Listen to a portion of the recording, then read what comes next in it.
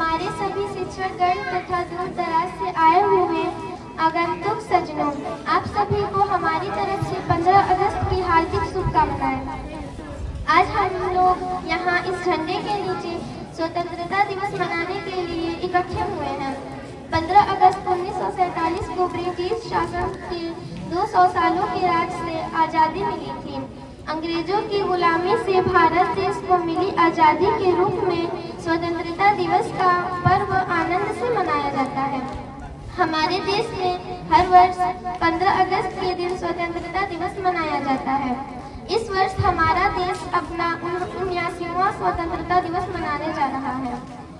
हर वर्ष आज़ादी की सालगिरह पर स्कूलों, कॉलेजों, दफ्तरों आदि में कई कार्यक्रमों का आयोजन होता है। हमारे देश को आज़ाद कराने के लिए क्रांतिकारियों ने अपने प्राण की आहुति दी। इन क्रांतिकारियों में महात्मा गांधी, भगत सिंह, चंद्रशेखर आजाद, राम प्रसाद बिस्मिल, अशफाक उल्लाह खां, पंडित जवाहरलाल नेहरू आदि मुख्य थे। इन्हीं के बदौलत आज हमारा देश अंग्रेजों की गुलामी से आज़ाद हुआ। जय हिंद, जय भारत।